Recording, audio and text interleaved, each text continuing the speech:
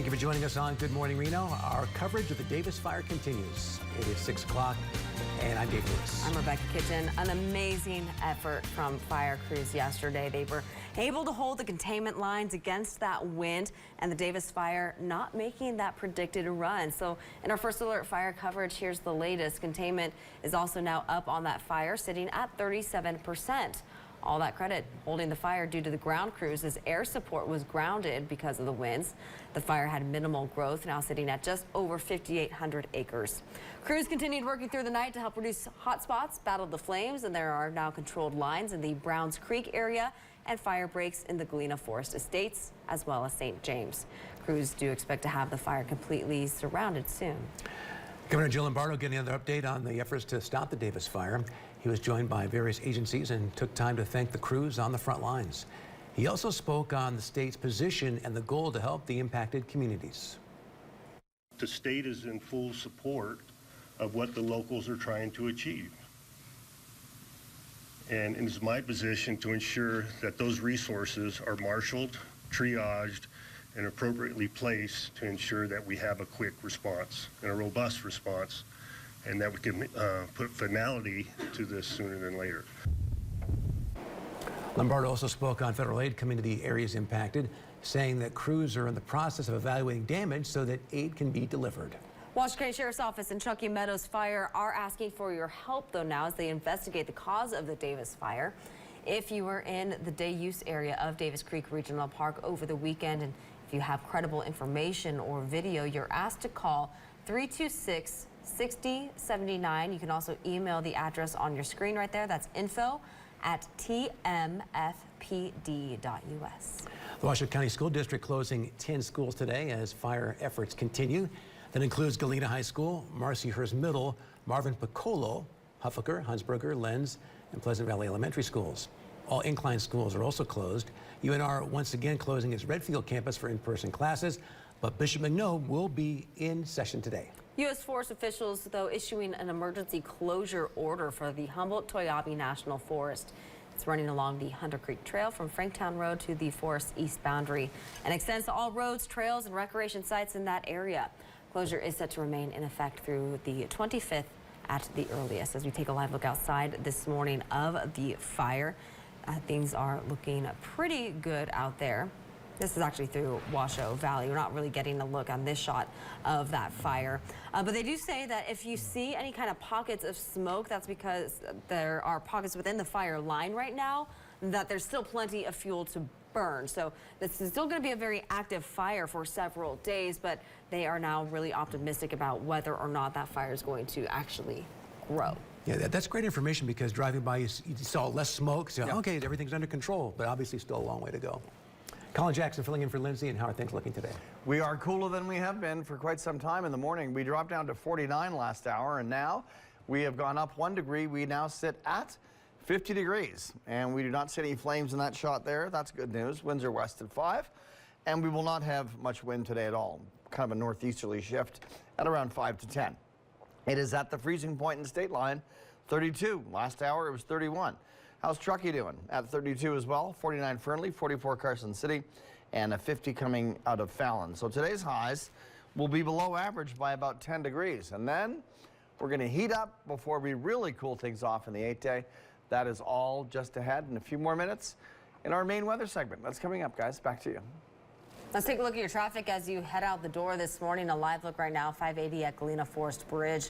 Just a lovely shot here this morning as we are waking up. Just keep in mind, the Mount Rose Highway is still closed up to Thomas Creek due to the fire effort. So here's a look at your map of where that extended closure is. This is going all the way into Incline Village. So unfortunately, you're going to have to find another way to get up to Tahoe this weekend if you really want to do so. That's going to be through your 80 and Carson City areas. Coming in from the north, things are looking pretty good this morning with no incidents to report. So overall, if you're heading off to work this morning, you are set on time, maybe possibly stop for a cup of coffee. Vista to USA Parkway is 11 minutes. Truckee Meadows Water Authority is asking some people to suspend your outdoor watering, specifically those in the southwest Reno area near the fire. This is all going to ensure that fire crews have enough resources. Tumwell has been running on backup generators due to the power cuts. and it just wants to make sure that there's reliable water for crews. So if you live in that area, you're asked to also minimize your indoor water use and completely stop outdoor irrigation. This is in effect until further notice. If you do have to evacuate, don't leave your sprinkler system on. Around 2,300 people are still without power here in Washoe County due to NV Energy's power cuts. That's now 5 days people have been without power around the Davis fire.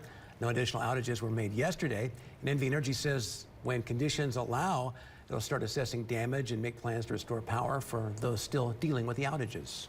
Despite good news from yesterday, fire officials say this is still a very active fire. There remains potential for growth. For that reason, all existing evacuation orders and warnings will stand until further notice. It's going to include warnings for, or orders for people in the communities of St. James, Montreux, Galena, and Arrow Creek, even warnings for the Huffaker area. If you are evacuated, needed a place to go, the Red Cross Emergency Shelter is now located at the Neal Road Recreation Center. They're offering food and water and a cool place to stay overnight with access to bathrooms and power. Red Cross says the move here enables them to serve more people. This is also a space I want to encourage that if you find there is a gap or something we may not be serving, please come in and share that with us. We can only serve the community in the ways that we know you guys need help. The shelter can accommodate small animals, and this is a list of items they recommend you bring with you. However, they say if you had to leave quickly, they'll help you gather those supplies. When it comes to evacuations, remember the 5 P's of preparedness: people, pets, prescription, personal and priceless items, and important papers. Also, bring anything with you that you will need for at least 3 days.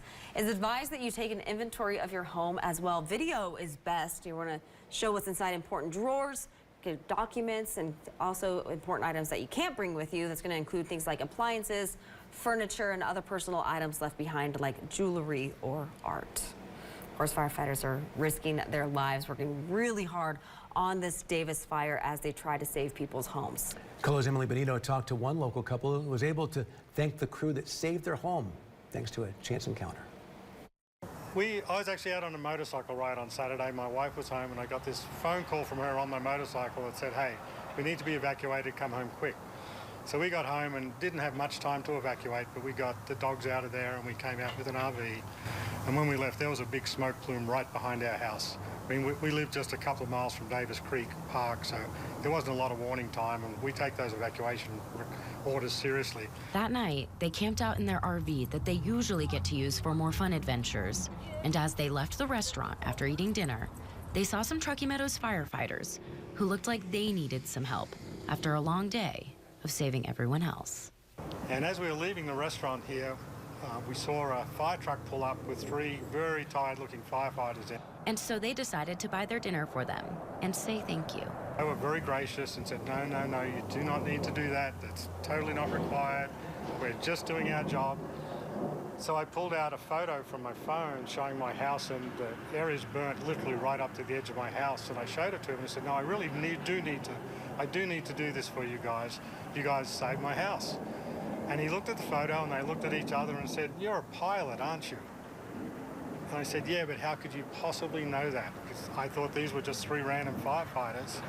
And they said, while we were fighting the fire at your house, we looked through the window and saw all your pilot stuff there. McCormick says that without that crew being staged at his house, they wouldn't have had a home to go back to. And he stresses that when first responders ask you to evacuate, that you follow their advice. Just a big overall thanks to everybody involved in helping fight this fire, the sheriff, the police, Truckee Meadows Fire, all the other fire people who come into town, the National Guard. I mean, everybody's been great. Everyone we've bumped into have been so nice, so accommodating. It's inconvenient to not be allowed back into your house, but it's safe.